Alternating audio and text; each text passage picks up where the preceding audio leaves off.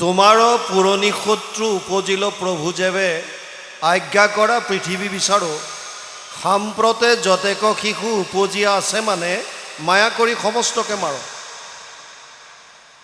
কংসই মন্ত্ৰীসকলক মাতি আনিছিল আৰু যোগমায়াই যিটো কথা কৈছিল যে তোমাৰ প্ৰধান বৈৰী ইতিমধ্যে পৃথিৱীত অৱতৰিত হ'ল, সেইকাৰণে মন্ত্ৰীসকলে কৈছে, হে মহাৰাজ, যিহেতুকে তোমাৰ পুৰণি শত্ৰু বিষ্ণু বা নাৰায়ণ, তেওঁ যিহেতুকে অলৰেডি উপজিল বুলি কৈছে, অৱতাৰ গ্ৰহণ কৰিলে বুলি কৈছে, গতিকে তুমি আমাক আজ্ঞা কৰা, আমি সমস্ত পৃথিৱী বিচাৰ কোচাৰ কৰোঁ আৰু বৰ্তমান সময়ত যিমানবিলাক শিশু জন্ম হৈছে, সাম্প্ৰতে যতেক শিশু উপজিয়া আছে মানে এই সময়ত যিমানবিলাক শিশু জন্ম হৈছে মায়া কৰি সমস্তকে মাৰো, এই সমস্তবিলাক শিশুক মাৰি দিম, কাৰণ তাৰ মাজতে তোমাৰ শত্ৰুজনো আছে। তোমাৰ আশোক দেখি কি কৰৈ জীৱন আবে থাকি আমি কৰোঁ কোনো কাজ, কাৰণ তোমাৰ অসুখ দেখি, অৰ্থাৎ য'ত তোমাৰ সুখ নাই, দুখ মন, তুমি দুখিত হৈ থাকিলে আমি আমাৰ জীৱন কেনেকৈ ধাৰণ কৰিম, গতিকে আমাক আজ্ঞা কৰা। ইয়াৰ পাছত অকণমান মহাপুৰুষ গুৰুজনে আমাক উপদেশ দিছে। মহাপুৰুষ শ্ৰীমন্ত শংকৰদেৱে যেতিয়া একশৰণ হৰিনাম ধৰ্ম প্ৰৱৰ্তন কৰিলে, তেতিয়া এই হৰিনাম ধৰ্ম মানুহৰ মাজলৈ লৈ যাবৰ কাৰণে তেওঁ দুটা প্ৰধান সাধনৰ উপায় ল'লে, সহায় ল'লে। প্ৰথমটো হৈছে সাহিত্য আৰু দ্বিতীয়টো হৈছে সংস্কৃতি।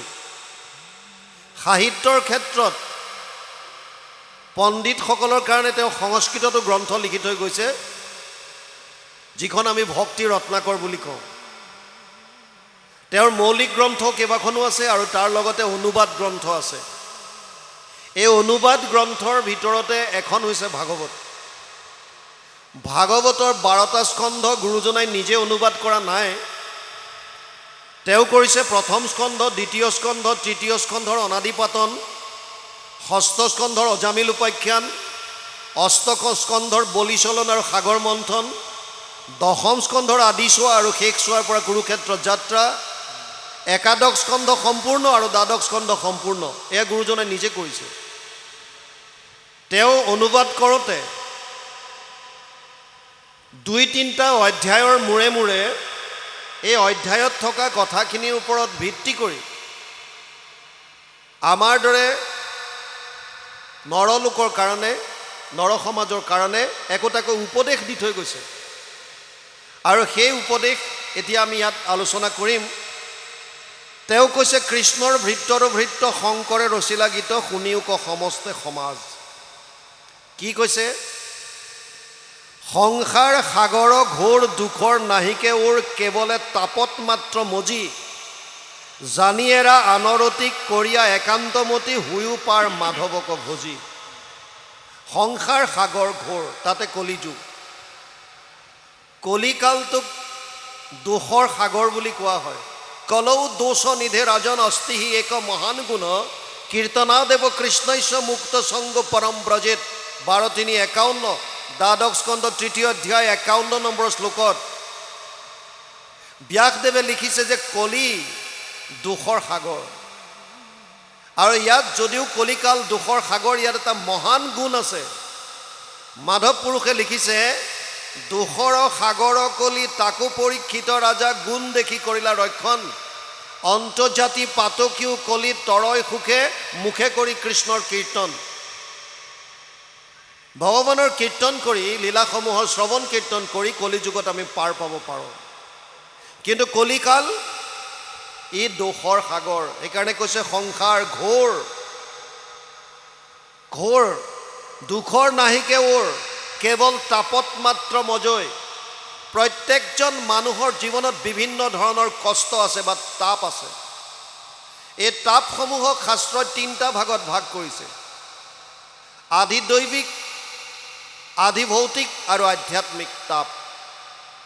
আধি দৈবিক কোনবিলাক তাপ? যিবিলাক কষ্ট আমি দৈৱবশত ভোগ কৰিবলগীয়া হয়।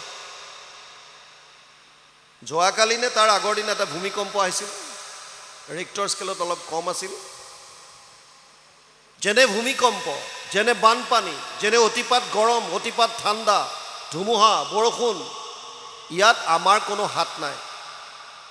ইয়াত আমি ক'ব নোৱাৰোঁ যে অমুক পাৰ্টীৰ চৰকাৰৰ কাৰণে এনেকুৱা হৈছে, এইবিলাক ক'ব নোৱাৰোঁ। এয়া কিহৰ কাৰণে? দৈৱবশত। যিবিলাক দুখ তাপ বা কষ্ট দৈৱবশত আহে বা আমি ভোগ কৰোঁ, শাস্ত্ৰই তাক নামাংকিত কৰিছে যে আধি দৈবিক তাপ। কিছুমান আছে প্ৰাণীৰ পৰা আমি পাওঁ। প্ৰাণীৰ আন এটা শব্দ হৈছে ভূত। ভূত মানে ইয়াতে পিশাচৰ কথা কোৱা নাই। সমস্ত ভূতত ব্যাপী আছো মই হৰি, সবাকো মানিবা তুমি বিষ্ণু বুদ্ধি কৰি। সমস্ত ভূত মানে সমস্ত প্ৰাণীত। এই ভূতৰ কথা কৈছে। কুকুৰে কামুৰিলে, মেকুৰীয়ে আঁচুৰিলে, সাপে খুটিলে, মানুহে মানুহক কষ্ট দিলে, এনেকুৱা ধৰণৰ যিমানবিলাক কষ্ট বা তাপ আমি পাওঁ, সেইবিলাকক শাস্ত্ৰই নামাংকিত কৰিছে আধি ভৌতিক তাপ। তৃতীয় তাপটো হৈছে আধ্যাত্মিক। আধ্যাত্মিক তাপ দুটা ভাগত ভাগ কৰিছে। এটা হৈছে শাৰীৰিক, আনটো হৈছে মানসিক। শাৰীৰিক আমি বিভিন্ন অসুস্থতাৰ কাৰণে কষ্ট পাবলগীয়া হয়, আৰু আটাইতকৈ মাৰাত্মক বস্তুটো, চিন্তনীয় বিষয়টো বৰ্তমান যিটো হৈছে, এইটো হৈছে মানসিক তাপ। সংসাৰত প্ৰায় প্ৰতিজন মানুহ বুলি ক'লেও ভুল নহ'ব, প্ৰত্যেকজন মানুহে নিজৰ নিজৰ মানসিক চাপত ভুগি আছে। কোনোবাই কাৰোবাক ব্যক্ত কৰে, কোনোবাই মনে মনে হজম কৰে। কাৰণ বিভিন্ন হ'ব পাৰে। মোৰ ব্যক্তিগত কাৰণ হ'ব পাৰে, পৰিয়াল কেন্দ্ৰিক হ'ব পাৰে, সামাজিক ব্যৱস্থাৰ কাৰণে হ'ব পাৰে, দেশৰ নীতি নিয়মৰ কাৰণে হ'ব পাৰে। কাৰণ যিয়ে নহওক কিয়, প্ৰত্যেকজন মানুহে বিভিন্ন কাৰণত মানসিক চাপত ভুগি আছে। আগতে এই পশ্চিমীয়া দেশবিলাকত ইয়াৰ সংখ্যাটো বেছি আছিল, ডিপ্ৰেশ্যন, টেনশ্যন, আৰু বৰ্তমান আমাৰ ফালেও গতি কৰিছে। কিয়? কাৰণ ভোগবাদৰ প্ৰতি আমি বেছিকৈ আকৃষ্ট হৈছোঁ, আধ্যাত্মিকতা বাদ দি। আধ্যাত্মিকতাক বাদ দি পেলাই ভোগবাদৰ প্ৰতি বেছিকৈ আকৃষ্ট হোৱাৰ কাৰণে আমাৰ বিভিন্নবিলাক অভাৱ বাঢ়ি গৈছে। ইটো লাগে, সিটো লাগে, সিটো লাগে, সিটো লাগে, আৰু এইবিলাকৰ কাৰণে সন্তুষ্টি নোহোৱা হৈছে মনত। কোনোবাই কাৰোবাৰ কৰ্মত সন্তুষ্টি হোৱা নাই, কোনোবাই কাৰোবাৰ পোৱা বস্তুত সন্তুষ্টি হোৱা নাই, বিভিন্ন অসন্তুষ্টিত ভুগিছোঁ, আৰু তাৰ কাৰণে মানসিক চাপত ভুগি আছোঁ। এই তিনিওটা তাপৰ পৰা পৰিত্ৰাণ পাব পৰা উপায়, তাপত্ৰয় উন্মূলনম, তিনিওটা তাপ উন্মূলন কৰিব পৰা, শেষ কৰিব পৰা উপায় কলিযুগত এটাই দিছে, সেইটোৱে হৈছে কৃষ্ণত একান্ত ভক্তি। ইয়াত এতিয়া কৈছে, সংসাৰ সাগৰ ঘোৰ, দুখৰ নাহিকে ওৰ, কেৱলে তাপত মাত্ৰ মজি, জানিয়েৰা আনৰতি কৰিয়া একান্তমতি, হুয়ো পাৰ মাধৱক ভজি। এই সংসাৰ সাগৰ যদি পাৰ হ'ব বিচাৰিছে, উপায় এটাই দিছে, কেৱল কৃষ্ণৰ চৰণত একান্তভাৱে শৰণাগতি হৈ আমি আমাৰ সংসাৰ সাগৰ পাৰ হ'ব পাৰিম, তাৰ বাহিৰে গতি নাই। সেইকাৰণে বৰ্তমান সময়ত আপোনালোকে দেখা পাইছে, যিসকলে তেওঁলোকৰ তৃষ্ণাটোক সীমিত কৰিলে আৰু কেৱল আধ্যাত্মিকত মনোনিৱেশ কৰিছে, কৃষ্ণৰ কথা শুনিছে, মনৰ মাজৰ পৰা যিমানবিলাক বেয়া বস্তু আছে, মলিনতা আছে, ৰাগ, দ্বেষ, কাম, ক্ৰোধ, লোভ, মদ, মৎসৰ, যিমানবিলাক বেয়া আছে চব আঁতৰ কৰিছে, তুলনামূলকভাৱে সেইসকল সুখী। শাস্ত্ৰত কৈছে, যিটো পোৱা তাতে হৈ বা সন্তোষিত মন, এতেক প্ৰকাৰে তুষ্ট সুন্ত নাৰায়ণ। তুমি যিটো পাইছা তাত সন্তুষ্ট হ'বলৈ চেষ্টা কৰা, তোমাৰ সন্তুষ্টিতে ভগৱান সন্তুষ্টি হ'ব। ভগৱান ক'ত আছে? ইয়াতেতো আছে। আমি অশান্ত চিত্ত হৈ আছোঁ, ইটো নাই, সিটো নাই, সিটো নাই, সিটো নাই, ইটো লাগে, সিটো লাগে, অশান্ত আমি নিজে হৈ আছোঁ। গতিকে ইয়াৰ পৰা পাৰ পোৱাৰ উপায় এটা দিছে, সেইটো হৈছে কেৱল কৃষ্ণত একান্ত শৰণ। কলৌ দোষ নিধে ৰাজন অস্তিহি এক মহান গুণ। দোষৰ সাগৰ কলিযুগত এটাই মাত্ৰ মহান গুণ আছে, সেইটোৱে হৈছে কৃষ্ণত একান্তভাৱে শৰণাগতি হৈ তেওঁৰ লীলাসমূহ শ্ৰৱণ কীৰ্তনৰ দ্বাৰাই আমি এই মায়াৰ পৰা তাপৰ পৰা পৰিত্ৰাণ পাব পাৰোঁ। সেইকাৰণে ইয়াত গুৰুজনাই কৈছে জানি এৰা আনৰ ৰতি, বেলেগৰ পৰা মনটো আঁতৰোৱা। কি কৰিবা?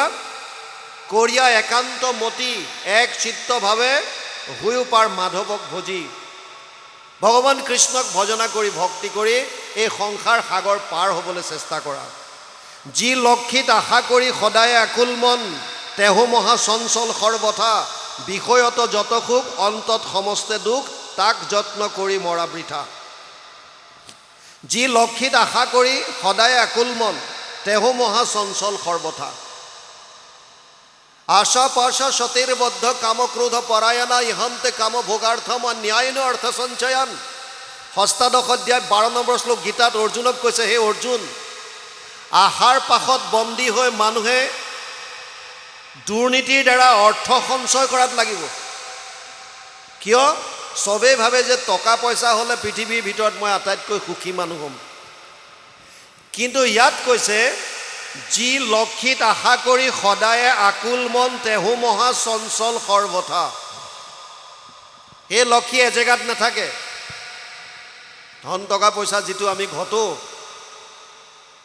আমাৰ জীৱনৰ 100টা বছৰৰ যিকণ সময় শৰীৰ সুস্থ সবল হৈ থাকে, আমি ধন টকা পইচা ঘটাত গুৰুত্ব দিওঁ।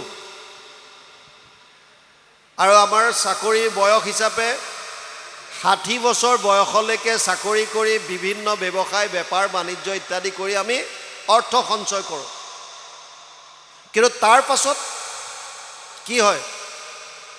সেই পইচাখিনি আকৌ আমি যিখিনি ঘটিলোঁ তাৰে মোটা অংশ এটা আমি শৰীৰটোৰ কাৰণে হওক বা বিভিন্ন কিবা আন কাৰণত হওক আকৌ আমাৰ সঞ্চয়ৰ পৰা উলিয়াই আনি খৰচ কৰিবলগীয়া হয়। বুজি পাইছেনে? আপুনি যিমান কষ্ট শৰীৰটোক দি পেলাই অৰ্থ উপাৰ্জন কৰি বেংকত থ'লে, সময় অহাৰ লগে লগে দেখা পায় যে তাৰ পৰা অলপ অলপকৈ উলিয়াই পেলাই আকৌ ডাক্তৰক দিবলগীয়া হৈছে, মেডিচিনত দিবলগীয়া হৈছে, অমুকত দিবলগীয়া হৈছে, তমুকত দিবলগীয়া হৈছে। ধন টকা পইচা আপোনাৰ লগত নাযায়। এজন ৰজা আছিল। ৰজাজনৰ 4 গৰাকী পত্নী আছিল। ডাঙৰ গৰাকীৰ নাম আছিল কায়া, দ্বিতীয় গৰাকীৰ নাম আছিল কাঞ্চন, তৃতীয় গৰাকীৰ নাম আছিল কামিনী আৰু চতুৰ্থ গৰাকীৰ নাম আছিল কৰুণা। ৰজাই আটাইতকৈ বেছি ভাল পাইছিল কাক? কায়াক। খুব মৰম কৰে। যলে যায় কায়াক লগত লৈ যায়। বিভিন্ন ৰাজ্য জয় কৰি বেলেগ বেলেগ দেশবিলাক আক্ৰমণ কৰি তাৰ পৰা যিমান ধন টকা পইচা ঘটি আনে, এই সমস্ত ধন টকা পইচা কায়াৰ বস্ত্ৰ অলংকাৰত খৰচ কৰে। কেনেকৈ কায়াক সজাব পৰাব পাৰে, কেনেকৈ কায়াক সুন্দৰ কৰি ৰাখিব পাৰে, তাৰ চিন্তাতে বেলেগ বেলেগ দেশ আক্ৰমণ কৰি অন্যায়ভাৱে হ'লেও অৰ্থ ঘটে আৰু সেই অৰ্থ কেৱল কায়াৰ ওপৰত খৰচ কৰে প্ৰথম গৰাকী পত্নী। কেতিয়াবা কেতিয়াবা কাঞ্চনক লগত লৈ যায়। কেতিয়াবা উৎসৱত কোনোবা এটা ডাঙৰ ফাংচন হ'লে তেতিয়া কাঞ্চনক লগত নিয়ে, অলপ মৰম কৰে, প্ৰথম গৰাকীতকৈ কম। তৃতীয় গৰাকী হৈছে কামিনী। মিতিৰ কুটুমৰ ঘৰলৈ গ'লে, ক'ৰবাত কিবা তেনেকুৱা হ'লে, যাবলগীয়া হ'লে তেতিয়া কামিনীক লগত নিয়ে। ৰজাই একেবাৰে দেখিব নোৱাৰে চতুৰ্থ গৰাকী পত্নী কৰুণা। কৰুণাৰ ফালে চকু তুলি নাচায়, মুখেৰে মাত এষাৰো নিদিয়ে। আৰু এনেকৈ দিন আগবাঢ়িছে। ৰজা বৃদ্ধ হৈ আহিল। যিবিলাক নেচাৰেল ডেথ, সাধাৰণ মৃত্যু যিবিলাক, তেওঁলোকে মৃত্যুৰ প্ৰাক মুহূৰ্তত অলপ হ'লেও গম পায় যে মই আৰু বেছি সময় জীয়াই নাথাকোঁ। সেইকাৰণে আমি আগতেতো প্ৰায় মানুহে কৰিছিল তেনেকুৱা, খবৰ খাতি দিয়ে, অমুকক মাতি দিয়া, ছোৱালীজনীক মাতি দে, মই আৰু বেছি সময় নাথাকোঁ, বা ল'ৰা বাহিৰত আছে যদি তালৈ খবৰ দে, মোৰ যোন যোন আছে সম্বন্ধীয় মিতিৰ কুটুম চবকে খবৰ দি মতাই। আৰু এনেকুৱাও আছে, মোৰ নিজৰে ককা আইতাৰ কথা আমি শুনো যে বাহিৰত বিচনা পাৰি দিবলৈ কৈছে, আমাৰ গুৰুগৃহৰ পৰা অকণমান মাটি আনি পেলাই ফোট এটা দিবলৈ কৈছে, আৰু গোটেই কৈ মেলি ঢুকাইছে। চবকে কিবা এমুঠি যিমান ৰাইজ আহিছে চাহ কৰি খাবলৈ দিছে। তাৰপাছত মই যাওঁ বুলি কৈছে, মোৰ ৰথ আহিছে, মই যাওঁ, আৰু ওলাই গৈছে। তেনেকৈ কোৱা দেউতাৰ মুখত কোৱা শুনো, মই ককাক দেখা নাই। তাৰ মানে আগৰ মানুহে এনেকৈ কৈ গৈছিল, এতিয়াও বহু জেগাত আমি তেনেকুৱা শুনো, নেচাৰেল ডেথ যিবিলাকৰ হয়। এই ৰজাজনে গম পালে যে মই আৰু বেছি সময় জীয়াই নাথাকোঁ, এতিয়া তেওঁৰ মৃত্যুলৈ ভয় লাগিছে। সেইকাৰণে যিগৰাকী পত্নীক জীৱন্ত অৱস্থাত আটাইতকৈ বেছি ভাল পাইছিল, যাৰ কাৰণে অন্যায়ৰ দ্বাৰা হ'লেও অৰ্থ সঞ্চয় কৰিছিল, দুৰ্নীতিৰ দ্বাৰা হ'লেও টকা পইচা ঘটিছিল, সেইগৰাকী পত্নীক মাতিলে কায়াক, আৰু কায়াক ক'লে যে কায়া, মই গম পাইছোঁ যে আৰু মই বেছি সময় জীয়াই নাথাকোঁ, গতিকে মোৰ মৃত্যুলৈ ভয় লাগিছে, তুমি মোক এটা কথা কোৱা যে মোৰ মৃত্যু হ'লে তুমি মোৰ লগত যাবানে নাই? কায়াই মানা কৰি দিলে যে হে স্বামী, তোমাৰ মৃত্যু আহিছে, তুমি অকলেই যাব লাগিব, মই তোমাক লগ দিব নোৱাৰোঁ। ৰজাই মনত বৰ দুখ পালে, যিগৰাকী পত্নীৰ কাৰণে গোটেই জীৱনটো মই ত্যাগ কৰিলোঁ, উচৰ্গা কৰি দিলোঁ।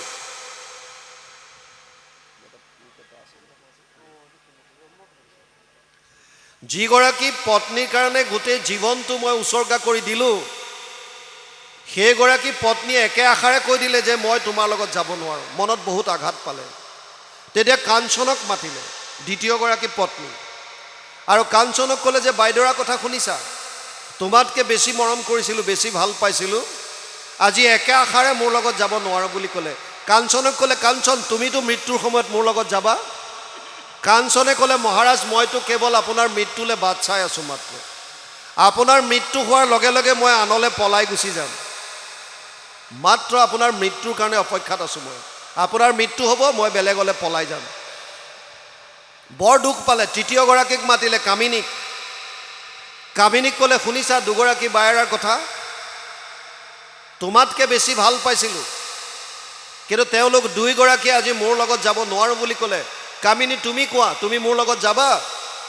কামিনীয়ে ক'লে, হয় মহাৰাজ মই যাম, কিন্তু শ্মশানলৈকে, আপোনাক চিতাত উঠাই দিব, ময়ো ঘৰমুৱা হ'ম। বোলে এইটো কি যোৱা হ'ল? বোলে মই তিমানটোহে পাৰিম, তাতকৈ নোৱাৰিম আৰু। এতিয়া কোনটো নাকেৰে চতুৰ্থগৰাকীক বুজি মানে নাই, কেনেকৈ সুধিব? লাজটো তেওঁৰো আছে, গোটেই জীৱনটো তেওঁৰ ফালে চোৱা নাই, মাত এষাৰ দিয়া নাই, তেওঁৰ কাৰণে অকণমান সময় উলিয়াব পৰা নাই, সেইকাৰণে কৰোণাক মাত দিয়া নাই। কৰোণা নিজে আগবাঢ়ি আহিছে আৰু আহি পেলাই ক'লে, হে স্বামী, মোক এবাৰটো সুধি চাওক, কিজনী মই আপোনাৰ লগত যাবলৈ সন্মতি প্ৰকাশ কৰোঁ। ৰজাই ক'লে, মই কেনেকৈ সুধিম, মোৰতো স্বাভিমান বোলা কথা এটা আছে, গোটেই জীৱনটো মই তোমাৰ প্ৰতি মাত এষাৰ ভালকৈ দি নেপালোঁ, মই তোমাৰ প্ৰতি বেয়া ভাৱ ৰাখিলোঁ, চকু তুলি নাচালোঁ, আৰু আজি মৃত্যুৰ সময়ত মই কেনেকৈ ক'ম যে তুমি মোৰ লগত যাবানে? কৰোণাই ক'লে, নহয় মহাৰাজ, আপুনি মনত যিয়ে নাভাবক কিয়, আপোনাৰ মৃত্যু হ'লে মই আপোনাৰ লগত যাম। এতিয়া কোন এই চাৰিগৰাকী পত্নী এবাৰ বুজক। কায়া হৈছে আমাৰ শৰীৰটো, এই শৰীৰটো ৰক্ষণাবেক্ষণ দিবলৈ, ইয়াক সুন্দৰকৈ সজাই পৰাই তুলিবলৈ, ইয়াক কমফৰ্ট দিবৰ কাৰণে আমি যিমান দুৰ্নীতি হয় তাক কৰিছোঁ। খোৱা বোৱা, পিন্ধন উৰণ ইত্যাদিৰ কাৰণে, ইন্দ্ৰিয়ৰ প্ৰীতি সাধনৰ কাৰণে, আশা পাশা সতেৰ বদ্ধ কাম ক্ৰোধ পৰায়ণা ইহন্তে কাম ভোগাৰ্থম অন্যায়ন অৰ্থ সঞ্চয়ান। কেৱল কামনা বাসনা উপভোগ কৰিবৰ কাৰণে আশাৰ পাশত বন্দী হৈ আমি দুৰ্নীতিৰ দ্বাৰা অৰ্থ সঞ্চয় কৰাত লাগিছোঁ। কেৱল কায়াটোক, শৰীৰটোক কমফৰ্ট দিবৰ কাৰণে, আৰাম দিবৰ কাৰণে। দ্বিতীয়গৰাকী হৈছে কাঞ্চন। কাঞ্চন কোন? কাঞ্চন শব্দটোৰ অৰ্থ হৈছে সোণ। আগতে ধন টকা পইচা সোণৰ মুদ্ৰা আছিল, সোণৰ। এইকাৰণে ইয়াত সোণ মানে কেৱল টকা পইচা বুজোৱা নাই, সা সম্পত্তি যত যিমান আছে, ধন টকা পইচা ঘৰ দুৱাৰ, আপোনাৰ নামত যিমানবিলাক সম্পত্তি আছে গোটেইবিলাকক কাঞ্চন বুলি বুজাইছে। কাঞ্চন।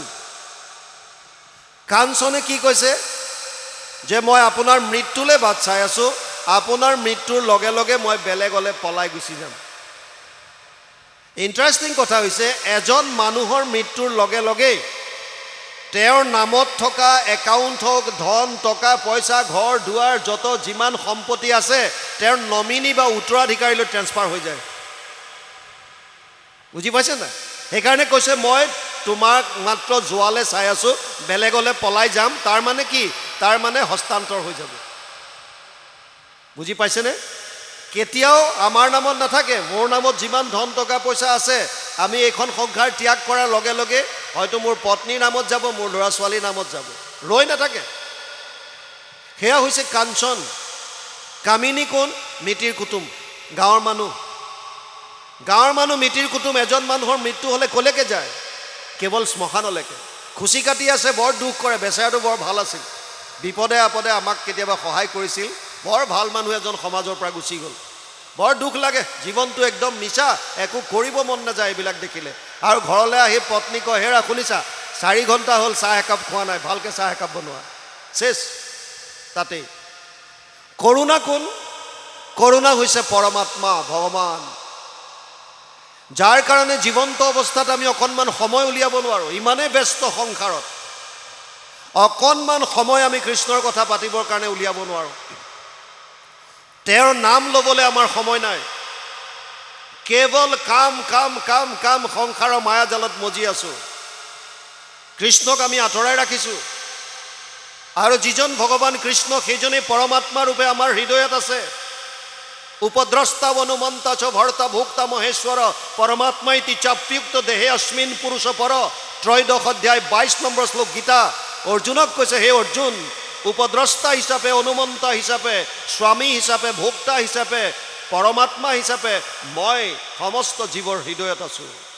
অহম আত্মা গুদাকেশ সৰ্বভূতাশয় স্থিত অহম আদিত্য মধ্যম চ ভূতানামন্ত এবচ। 10 অধ্যায় 20 নম্বৰ শ্লোক গীতা। হে অৰ্জুন, আত্মা হিচাপে মই সমস্ত শৰীৰত বিৰাজমান হৈ আছোঁ। যিজন আমাৰ লগত আছে, সেইজনৰ কাৰণে আমাৰ সময় নাই। যিজনে আমাক সচেতন কৰি ৰাখিছে, যিজনৰ কাৰণে হাত ভৰি লৰচৰ কৰিব পাৰিছোঁ, যিজনৰ কাৰণে কথা ক'ব পাৰিছোঁ, যিজনৰ কাৰণে উশাহ নিশাহ ল'ব পাৰিছোঁ, সেইজনৰ কাৰণে আমাৰ সময় নাই। আৰু আমি ক'ত ঘূৰি ফুৰিছোঁ? যিজনৰ এক মুহূৰ্তৰ কাৰণে ওলাই গ'লে এইটো শৰীৰ শেষ। মানুহে ক'ব, ইয়াক বাহিৰ কৰ, এইটো হৈ গ'ল, আপোনাক পবিত্ৰ জেগাত থাকিবলৈ নিদিব, বাহিৰলৈ উলিয়াব, এই ঘৰৰ পৰা বাহিৰ কৰ, বাহিৰ কৰ, হৈ গ'ল, চোৱা হৈ গ'ল। যিজন ঈশ্বৰে সচেতন কৰা দেহ প্ৰাণ ইন্দ্ৰিয়ক জীৱক ভুঞ্জান্ত নানাবিধ বিষয়ক পৰমাত্মা বুলি এক কহে মুনিগণ, এইটো পৰম তত্ত্ব জানিবা ৰাজন। পিপ্পলায়ন। নিমি নৱসিদ্ধ সংবাদত নৱসিদ্ধৰ এজন হৈছে পিপ্পলায়ন। পিপ্পলায়নে ঈশ্বৰ তত্ত্ব বৰ্ণনা কৰি পেলাই নিমি ৰজাক কৈছিল, ক'ত শৰণ ল'ব লাগে, পৰমাত্মা কোন? তেওঁ কৈছিল, যিজনে ইন্দ্ৰিয়বিলাক সচেতন কৰি ৰাখিছে। সেইজন ঈশ্বৰৰ প্ৰতি আমাৰ সময় নাই। আৰু আমি ধন টকা পইচাত বেছিকৈ গুৰুত্ব দিছোঁ। কিন্তু এই ধন টকা পইচা, ইয়াত কৈছে চব চঞ্চল। যি লক্ষীত আশা কৰি সদায় আকুল মন, তেহো মহা চঞ্চল সৰ্বথা। আজি আপোনাৰ হাতত আছে, কাইলৈ সেই টকা বেলেগলৈ যাব, চিন্তা কৰি লাভেই নাই। বিষয়ত যত সুখ অন্তত সমস্ত দুখ, তাক যত্ন কৰি মৰা বৃথা। যিবিলাক বিষয়ত আমি সুখ আছে বুলি ভাবিছোঁ, বৰ ইণ্টাৰেষ্টিং কথাটো বুজি লওক। বৰ্তমান পৃথিৱীত 800 কোটিৰ ওপৰত মানুহ আছে, মোৰ দেন 800 crore। যদিও আমাৰ কাৰো লগত কাৰো মিল নাই, আনকি আমাৰ এজনৰ লগত আনজনৰ ফিংগাৰ প্ৰিণ্টছো নিমিলে, আঙুলিৰ চাপো নিমিলে। কিমান এটা আচৰিত সৃষ্টি ভগৱানৰ, এজন মানুহৰ লগত আনজনৰ ফিংগাৰ প্ৰিণ্টছো নিমিলে, চাপ নিমিলে। কেনেকুৱা সৃষ্টি চাওক, কেনেকুৱা এইটো মেচিনেৰী হ'ব লাগিব। কাৰো লগত কাৰো মিল নাই। তথাপিও এটা বস্তুৰ কিন্তু মিল আছে, কি? আমাক সকলোকে আনন্দ লাগে। ইয়াত দ্বিমত নাই। আপুনিও আনন্দ বিচাৰিছে, ময়ো বিচাৰিছোঁ, ৰজাই বিচাৰিছে, প্ৰজাই বিচাৰিছে, ভিক্ষাৰীয়ে বিচাৰিছে, মহাজনে বিচাৰিছে, চোৰটোৱে বিচাৰিছে, পুলিচে বিচাৰিছে, আৰ্মিয়ে বিচাৰিছে, এক্সট্ৰিমিষ্টে বিচাৰিছে, আস্তিকজনেও বিচাৰিছে, নাস্তিকজনেও বিচাৰিছে। আনন্দ চবকে লাগে। আনন্দ ক'ত পাম এতিয়া? মূল কথাটো তাত। মূল তত্ত্ব আছে 3টা। এক হৈছে ভগৱান তত্ত্ব, এক হৈছে তেওঁৰ বহিৰংগ শক্তি মায়া তত্ত্ব, আৰু এক হৈছে জীৱ বা আত্মা। জীৱ হ'লো আমি, আমাক আনন্দ লাগে।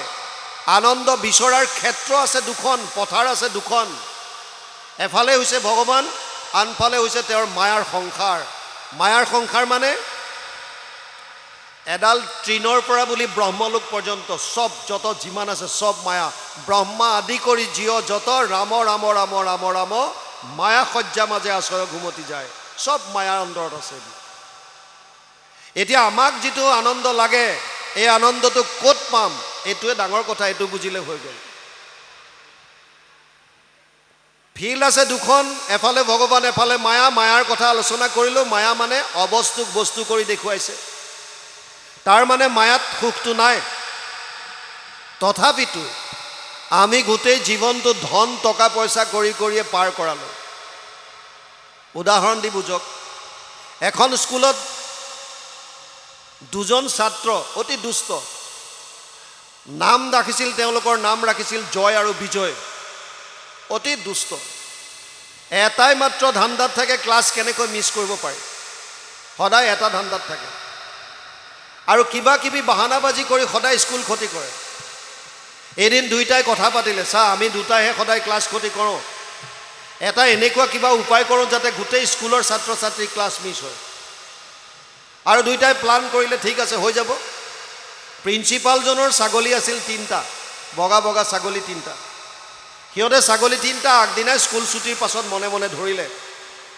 বগা ছাগলী আছিল তাত সিহঁতে নাম্বাৰিং কৰিলে এটাত লিখিলে 1 এটাত লিখিলে 2 আৰু 3 নম্বৰটোত লিখিলে 4 বুজি পালে 1 2 আৰু 4 বুলি লিখিলে 3 নম্বৰটো নিলিখিলে ছাগলী 3টা নাম্বাৰিং কৰিছে 1 2 আৰু 4 আৰু মনে মনে ষ্ট'ৰ ৰুম এটা আছিল য'ত ডেস্ক বেঞ্চ ভাঙিলে যিটো ৰুমত থয় তাত ছাগলীকেইটা সুমুৱাই বাহিৰৰ পৰা তলা মাৰি দিলে সন্ধিয়ালৈকে ছাগলী নহাৰ কাৰণে প্ৰিন্সিপালজনে চকীদাৰজনক মাতি ক'লে যে শুনা মোৰ ছাগলীকেইটা নাইকিয়া গতিকে তুমি অলপ বিচাৰ খোচাৰ কৰা স্কুলৰ কেম্পাছ চাৰিওফালে ৱাল মৰা ডাঙৰকৈ আছে গেট বন্ধ থাকে কেম্পাছৰ বাহিৰত যোৱা নাই ভিতৰতে কেনিবা আছে চকীদাৰজনে বিচাৰি মেলি চালে আহি পেলাই ক'লে ছাৰ নাপালোঁ প্ৰিন্সিপালজনে ক'লে যে কাইলৈ প্ৰাৰ্থনা সভাতে ল'ৰা ছোৱালীবিলাকক ক'বা তেওঁলোকে বিচাৰ কুচাৰ কৰি দিলে পটককৈ পাম এই কেম্পাছৰ ভিতৰতে আছে বাহিৰত যোৱাই নাই আৰু কথামতে কাম নেক্সট দিনাখন প্ৰাৰ্থনা সভাতে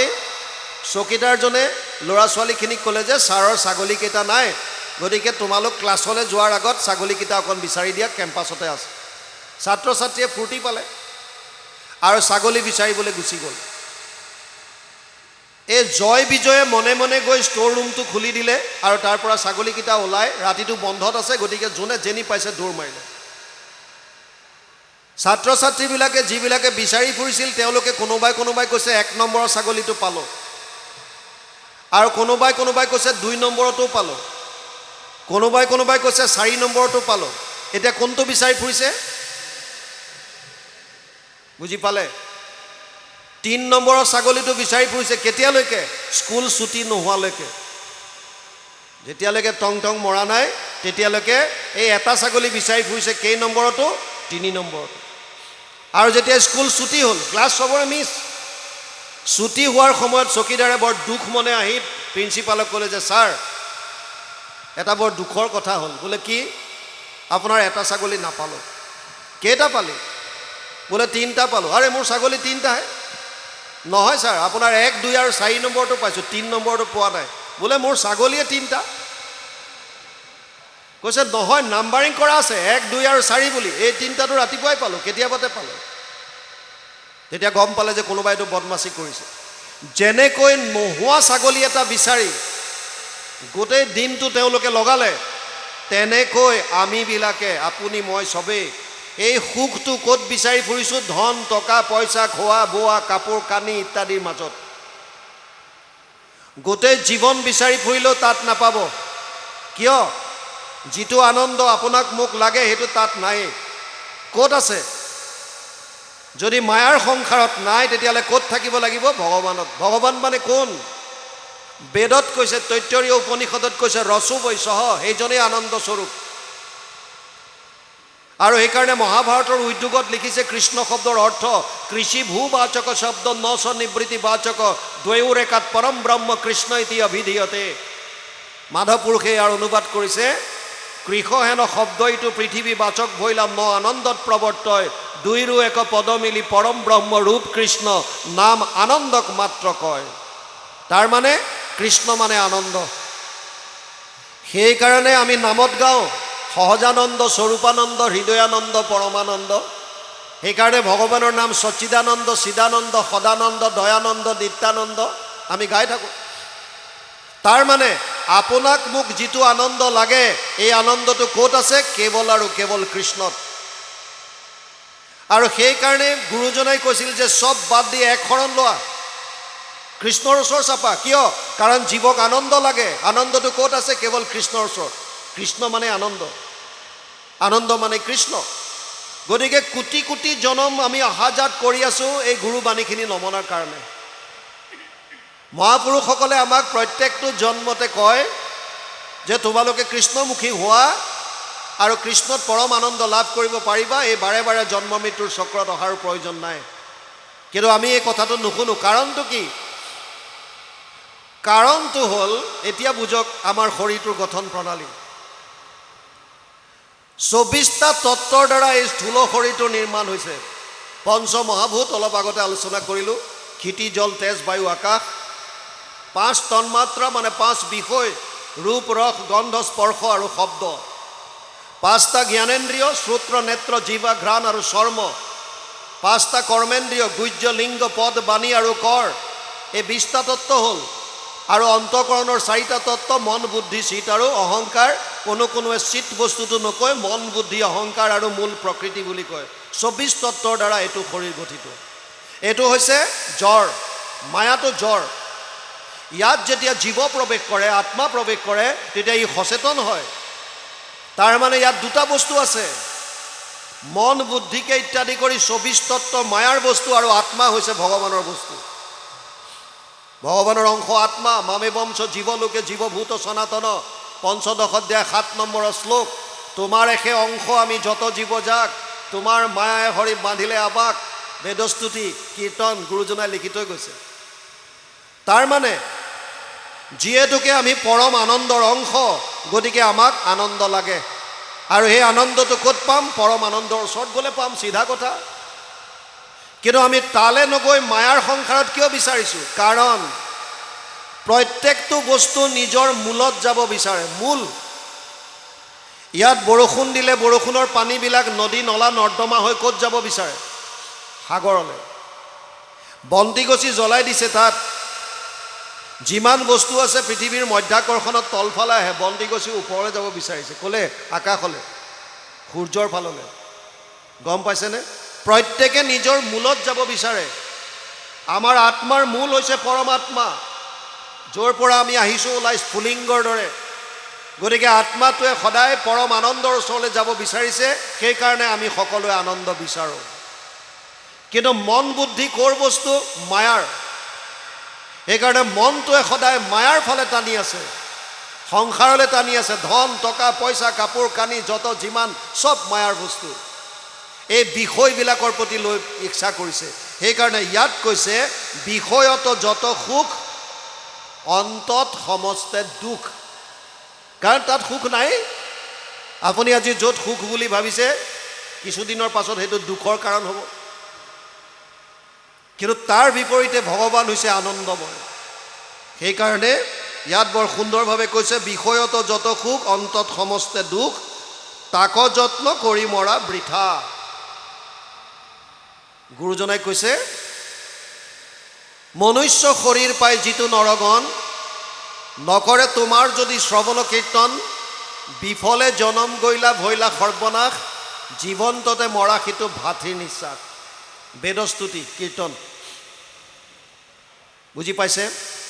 কাৰণ আমি মানুহৰ শৰীৰ পোৱাৰ পাছত যদি শ্ৰৱণ কীৰ্তন কৰি ঈশ্বৰৰ কথা শ্ৰৱণ নকৰোঁ, তেতিয়াহ'লে জীৱনটো মিছাই গুচি যাব, বৃথাই গুচি যাব। ধন, টকা, পইচা চব ইয়াতে পৰি থাকিব, আপোনাৰ লগত একো নাযায়। আপুনি হাতে কাণে পিন্ধি থকা যিমানবিলাক আ অলংকাৰো আছে, আত্মাটো ওলাই যোৱাৰ পাছত দৰকাৰ হ'লে আপোনাৰ আঙুলি কাটি দিব, তথাপিও সোণৰ আঙুঠিটো খুলি থ'ব, লগত যাব নিদিয়ে। এইকাৰণে চিকন্দৰে মন্ত্ৰী সভাত কৈছিল, মোৰ মৃত্যুৰ পাছত মোৰ হাত দুটা কবৰৰ বাহিৰত উলিয়াই থবা। মন্ত্ৰীসকলে প্ৰশ্ন কৰিছিল যে এনেকুৱা কেনেকুৱা কথা, আমাৰ নিয়মটো এনেকুৱা নাই যে কবৰৰ পৰা হাত দুটা বাহিৰলৈ উলিয়াই থ'ব। হে মহাৰাজ আপুনি এইটো কিয় কৰিব বিচাৰিছে তেওঁ কৈছিল ইকঠে কৰ জহাকে বেৰ সভি মুলকো কে মালিক थे सिकंदर जब गया दुनिया से तो दोनों हाथ खाली थे মই জীবন্ত অৱস্থাত বিভিন্ন দেশ জয় কৰি মালিক হৈ আছিলোঁ মালিক অজস্ৰ ধন টকা পইচা ঘটিলোঁ কিন্তু আজি মই অনুমান কৰিব পাৰিছোঁ মই অনুভৱ কৰিব পাৰিছোঁ যে মোৰ মৃত্যুৰ সময়ত ইয়াৰ মই ফুটা কৰি এটা লগত নিব নোৱাৰো এইটোৱে হৈছে সত্য সেইকাৰণে যিটো পোৱা তাতে হৈবা সন্তোষিত মন এতেক প্ৰকাৰে তুষ্ট হন্ত নাৰায়ণ যিটো পাইছোঁ তাত সন্তুষ্ট হ'বলৈ শিকিব লাগে এই বিষয় কৰি ধন টকা পইচা পুত্ৰ পৰিবাৰ কামনা খোৱা বোৱা কাপোৰ কানি এইবিলাকত সুখ বিচাৰি ফুৰিলে এইটো অজ্ঞানতাৰ প্ৰতীক হ'ব